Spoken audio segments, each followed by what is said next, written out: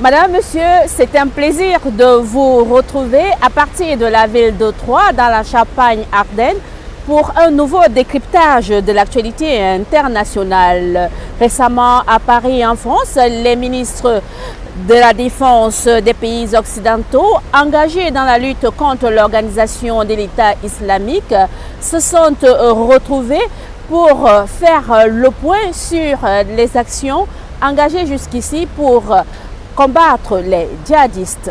Il y a de l'espoir, tout comme au Pakistan où le patron du FMI, Christine Lagarde, déclare que le Pakistan pourrait rejoindre très bientôt le groupe des pays émergents. Dans cette édition d'un tour dans le monde, je vous propose un entretien avec le député de l'Aube. Gérard Menuel parlera de la primaire de la droite et des migrants. Voilà pour le menu. La suite, c'est tout de suite et juste après, un tour dans le monde. La bataille de Verdun en France a été célébrée récemment. Il y a 100 ans, les Français reprenaient aux Allemands le fort de Douaumont. Il faut rappeler qu'à cette occasion, les troupes coloniales se sont particulièrement distinguées. Quoi de plus normal qu'un hommage leur soit rendu. Et cette année, c'était en présence du ministre de la Défense français, Jean-Yves Le Drian. Le monde qui bouge, c'est une mouture de Philippe Roger et Sama. Donald Trump, 45e président des États-Unis, c'est l'actualité phare de la semaine. Le milliardaire new-yorkais a été préféré à Hillary Clinton par le peuple américain. C'était au terme d'une élection très serrée, au cours de laquelle les grands électeurs ont fait la différence. L'annonce de cette élection a malheureusement entraîné des manifestations des rues à travers le pays. De Washington à New York, des milliers d'Américains ont scandé des slogans anti-Trump pour protester contre sa victoire à la Maison-Blanche. Le processus est cependant irréversible. La transition entre le président sortant Barack Obama et le nouveau président étant même enclenchée. Ils se sont rencontrés dans ce sens pour la première fois dans l'après-midi de jeudi. Face à cette élection de Donald Trump, le président français François Hollande a appelé les Européens à être clairs et lucides sur les questions économiques, climatiques ou de sécurité dans leur nouvelle coopération avec les États-Unis. Coopération justement, le ministre iranien des Affaires étrangères, Mohammad Javad Zarif, a rencontré mardi le nouveau premier ministre libanais à Beyrouth. Il a par la suite assisté à une conférence sur les relations économiques bilatérales entre l'Iran et le Liban. Irak, des Kurdes iraniens dans la bataille contre l'État islamique. Ils sont membres du Parti de la liberté du Kurdistan et se sont engagés aux côtés de leurs frères kurdes d'Irak. Au moment même où les forces irakiennes poussent aux portes de Mossoul, le dernier bastion urbain djihadiste en Irak. France, un centre humanitaire chargé d'orienter les migrants avec la capacité d'en héberger 400, a été ouvert jeudi près de la porte de la Chapelle à Paris. Le défi est en effet de mettre fin aux incessantes reconstructions des campements indignes dans la capitale française. Ce centre, dont la création avait été annoncée fin mai 2016 par la maire de Paris, Anne Hidalgo, va accueillir chaque jour entre 50 et 80 personnes, soit le nombre de migrants arrivant chaque jour à Paris selon les estimations. À Marseille cependant, des centaines d'infirmiers et d'aides-soignants se sont rassemblés mardi matin sur le vieux port de la ville pour dénoncer leurs conditions de travail. C'était dans le cadre d'un mouvement de mobilisation nationale qui a eu un écho favorable dans plusieurs villes de France. Au Chili, des fonctionnaires en colère ont perturbé une séance de travail au Parlement dans la même journée de mardi. Les députés tablaient sur une réforme concernant les salaires dans la fonction publique. C'est dans ce contexte que des représentants des fonctionnaires s'y sont introduits, revendiquant une hausse salariale bien supérieure à celle proposée par le gouvernement. L'amplification de la contestation a contraint les députés à rejeter la proposition de réforme, obligeant le gouvernement à revoir sa copie. Un institut d'études et de sécurité basé à Dakar a publié récemment un rapport qui s'interroge sur les motivations des jeunes djihadistes au Mali. Sont-ils embarqués dans le mouvement pour des raisons de foi ou alors pour autres mobiles sans embâche? Ces jeunes djihadistes qui se trouvent dans certaines prisons ont répondu qu'ils s'engagent dans ce mouvement pour des raisons économiques et surtout sécuriser leur famille. L'Afrique qui bouge, c'est une mouture de Daniel Sapo. Côte d'Ivoire, la nouvelle constitution ivoirienne approuvée par le référendum le 30 octobre a été promulguée mardi dernier par le président Alassane Ouattara lors d'une cérémonie au palais présidentiel d'Abidjan. Pour le président, cette constitution a pour but de permettre de tourner la page d'une décennie de crise politico-militaire, notamment en éliminant le concept d'ivoirité et en clarifiant les conditions d'éligibilité du président. Des réfugiés du Soudan du Sud continuent de traverser la frontière vers l'Ouganda voisin, alors que les combats continuent entre les forces gouvernementales et les rebelles soutenant l'ancien vice-président Riek Machar. Mercredi dernier, des échanges de tirs entre les rebelles et l'armée du Soudan du Sud ont forcé les humanitaires sur place à quitter le poste frontière d'Oraba, où la plupart des réfugiés transitent. À Guiglo, en Côte d'Ivoire, des milliers de cultivateurs venus du Burkina Faso, mais aussi d'autres régions de la Côte d'Ivoire, travaillent pourtant depuis des années des lopins de terre, loués ou achetés souvent à l'instigation des autorités qui veulent aujourd'hui grossir la production. Or, la rareté des terres et leur vente pose un problème qui dégénère régulièrement en conflit, parfois mortel. Au Zimbabwe, des chercheurs produisent des variétés de maïs qui résistent à la chaleur pour aider les agriculteurs dont les récoltes sont détruites par la sécheresse.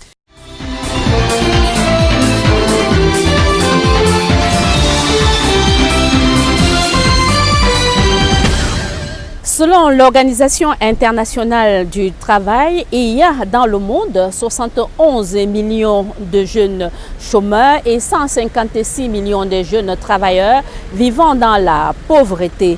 L'emploi pour la jeunesse reste une problématique majeure et un défi constant pour tous les gouvernements. Toute chose qui pourrait justifier que certains États investissent dans la formation de la jeunesse. Le regard de M. Bécard. D'abord, je voudrais profiter de cette émission pour remercier les autorités camerounaises, les institutions françaises, l'ambassade, qui nous ont tous accueillis favorablement, avec qui on avait pu avoir des périodes d'échange, notamment pendant le forum économique que nous évoquions ensemble tout à l'heure, et où nous avons pu échanger sur... Je trouve d'abord que l'Afrique est une formidable terre, en termes de développement, mais surtout en termes d'entrepreneuriat, parce que l'esprit d'entrepreneur existe en permanence. Et en France, on a mis en place des incubateurs. Ça sert à aider les jeunes qui ont des projets, à les structurer et à les accompagner vers la réussite, notamment à lever de l'argent pour créer leur entreprise, etc. Donc à Troyes, il se trouve que j'ai la chance de diriger les deux structures. Je dirige la grande école, mais je dirige aussi la Technopole avec son incubateur. Et je pense que le concept est à transposer au Cameroun pour faire en sorte que des jeunes qui ont un projet, on les aide bien évidemment à monter l'entreprise, mais surtout à en faire une grande entreprise.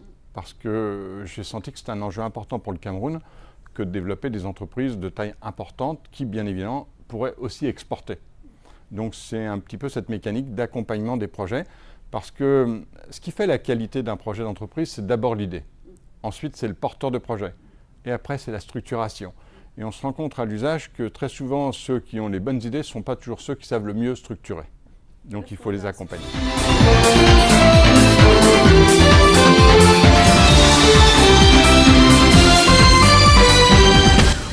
En France, le 20 novembre prochain aura lieu le premier tour de la primaire de la droite.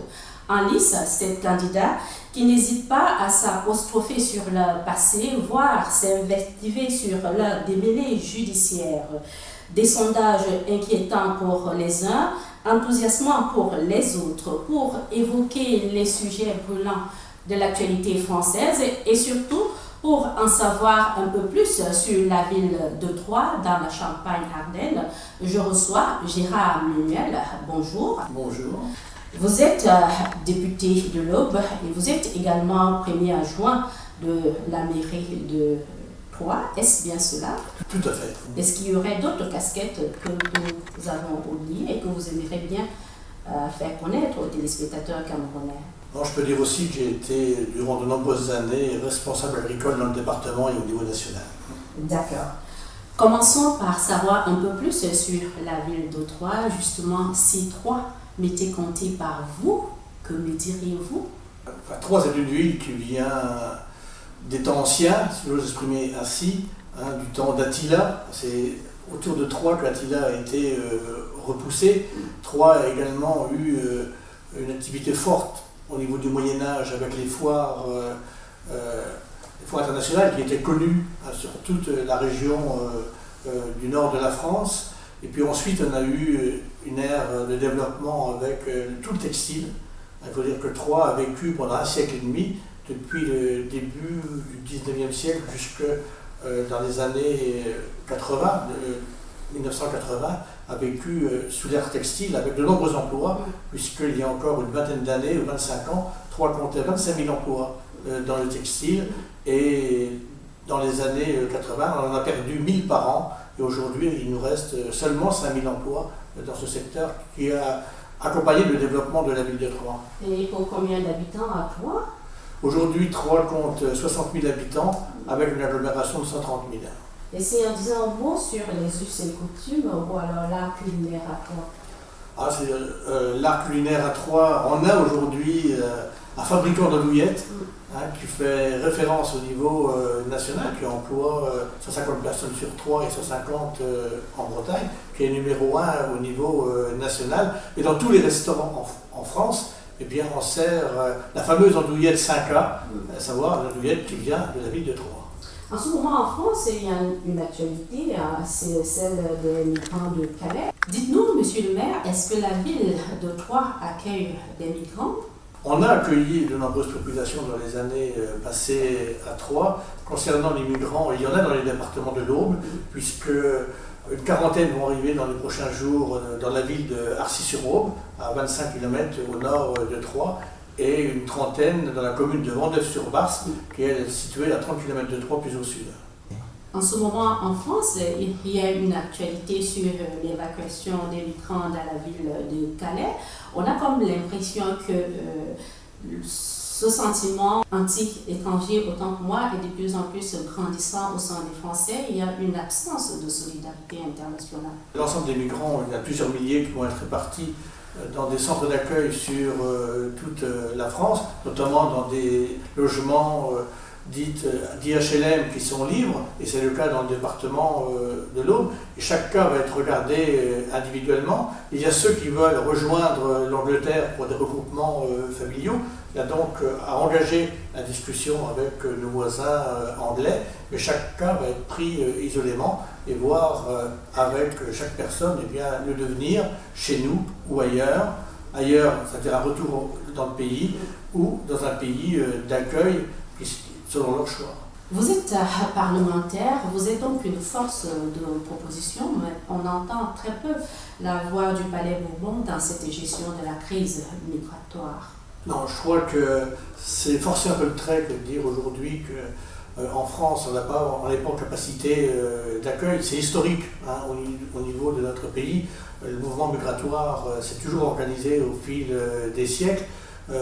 Il y a eu 30 000 personnes qui ont été accueillies dans le département de l'Aube depuis 25 ans, donc ça fait plus de 1000 par an, c'est dire qu'on a su accompagner, mais je crois qu'accompagner... Peut-être un peu moins que l'Allemagne, parce qu'on vous compare à l'Allemagne. Oui, en Allemagne, ils ont fait beaucoup moins d'efforts dans les années passées, néanmoins c'est vrai que là, pour des raisons différentes, que celles que l'on connaît en France, ils accueillent, parce qu'ils ont un besoin urgent en matière de main-d'œuvre. Mais aujourd'hui en France, c'est difficile d'assimiler des populations nouvelles. Il faut le faire, de par le vécu de ces personnes qui fuient la misère, voire la guerre dans leur pays. Néanmoins, ça doit se faire à condition qu'on puisse bien intégrer et assimiler l'ensemble des populations accueillies. Et dire qu'aujourd'hui la France n'est plus en capacité d'accueillir un nombre important de réfugiés, c'est certainement vrai, mais dire qu'aujourd'hui on met un frein définitif à cette intégration, c'est également faux. Abordons un autre sujet, celui de l'identité. Pour vous, à quoi renvoie ce vocable identité ou alors nationalité française? La nationalité française, la France est une nation multiculturelle et on voit des réussites de personnes qui ont été accueillies sur notre propre sol. C'est vrai que depuis maintenant une petite dizaine d'années, le pays traverse une crise, qui est peut-être aussi une crise identitaire, mais qui est aussi une crise économique et sociale. Et de ce fait-là, eh bien, on voit en particulier des extrêmes monter, qui peuvent perturber les grands équilibres économiques et sociaux de notre pays. Dans ce monde mondialisé, peut-être qu'on se trompe, mais on note comme un repli de la part des Français, alors qu'aujourd'hui, il est possible pour un Français de gagner sa vie aux États-Unis, tout comme il est possible pour un Sénégalais de gagner sa vie en France. Et aujourd'hui, Paris, qui est très souvent cité comme étant la ville carrefour des peuples, cela contraste avec ce sentiment anti-étranger. Non, mais là, je crois que c'est vrai que dans notre pays, on connaît aujourd'hui une évolution avec la montée des extrêmes. Je crois que ça doit être pris très au sérieux, en interne comme au niveau européen. On n'est pas le seul pays. Je crois que bien sûr, partout en Europe. Partout en Europe, on le voit dans les pays du sud de l'Europe, on le voit en Allemagne, on le voit en Autriche, on le voit en Pologne, etc. Donc avec des propositions qui sont à l'opposé de ce qu'on a pu voir comme évolution depuis quelques décennies, c'est pas sans nous inquiéter. Est-ce que ce n'est pas un rejet, par exemple, de Bruxelles, de cette Assemblée européenne, de la part des Européens? Moi, je pense qu'aujourd'hui, il va falloir corriger la trajectoire de l'Union européenne. Les Européens, d'une manière générale, s'en sentent très éloignés. La commission de Bruxelles n'est pas une commission élue, pourtant elle dirige près de 500 millions de personnes à travers les 27 ou 28 pays de l'Union européenne. Je crois qu'il faut qu'on en vienne à un régime vraiment démocratique avec un exécutif européen qui soit élu sur un mandat précis. À présent, évoquons la primaire de la droite, cette candidat à liste qui ne se font aucun cadeau, pourtant presque tous sont issus de la curée chiracienne. Est-ce la fin du gaullisme? Non, parce que, oui et non, parce que De Gaulle n'est plus là. Qui sait ce qu'aurait pensé ou fait le général de Gaulle dans une situation économique et sociale aussi difficile. Alors on peut s'identifier au parcours du général de Gaulle, car pour nous ça reste vraiment une référence, une icône, mais et chacun peut se sentir gaulliste, même ceux d'ailleurs, dans les extrêmes, qui ont combattu le général de Gaulle dans les années 60 lorsqu'il était au pouvoir. Les extrêmes nationaux ont combattu le général de Gaulle en 1960 et 1970, et de façon très dure. Aujourd'hui, ils sont peut-être les premiers à s'identifier. D'aujourd'hui, là, on les a vécus dans ces années-là, lorsqu'on combattait le général de Gaulle? Non, parce que les extrêmes étaient minoritaires. Les personnes qui se présentaient à la présidence de la République dans les années 60 faisaient entre 2 et 5% en termes d'audience, en termes de résultats électoraux. Là, aujourd'hui, c'est différent. Aujourd'hui, personne ne doute, par exemple, qu'au deuxième tour des prochaines présidentielles, eh bien, l'extrême droite sera présente. Ça veut dire qu'il ne reste plus qu'un candidat face à l'extrême droite. Face à l'extrême droite. Et ce candidat-là, ce sera celui de la droite? Normalement, ça devrait être celui de la droite. Tous les sondages prédisent que la droite devrait être présente au deuxième tour, mais dans chaque élection, il peut y avoir des surprises. Il peut y avoir l'actualité qui vienne perturber le raisonnement de chacun. Et puis après, il y a aussi les programmes qui devront être défendus devant les Français à partir du 1er janvier.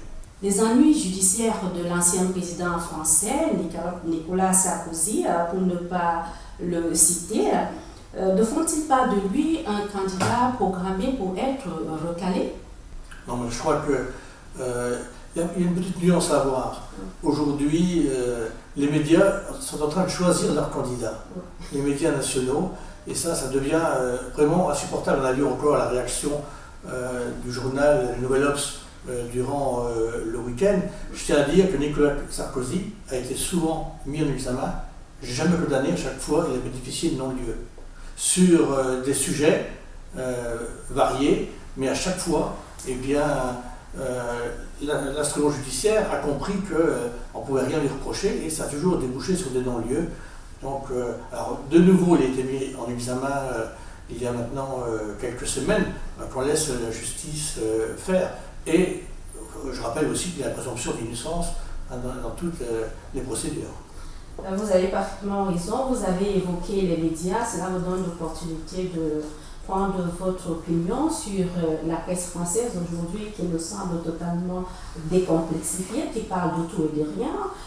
Au même moment, on a vu, ou alors on a entendu ces derniers jours des conversations qui ont été faites en off, plutôt être mis dans des ouvrages. Est-ce que cela est normal pour vous?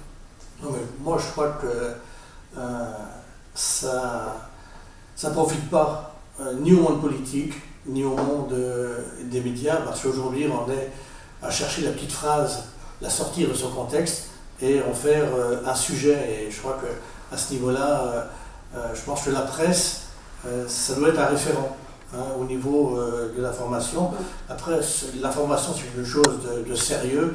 Et se contenter, comme on le fait aujourd'hui au niveau des médias nationaux, de relater la petite phrase qui aurait été dite ou pas, ou même d'ailleurs un président de la République qui se complaît dans cet exercice de rencontrer, je crois, 6 entreprises, des journalistes pour parler à bâton rompu et puis transformer ses propos dans un ouvrage qui va être vendu. Ça va être un best-seller national, mais on ne sait pas.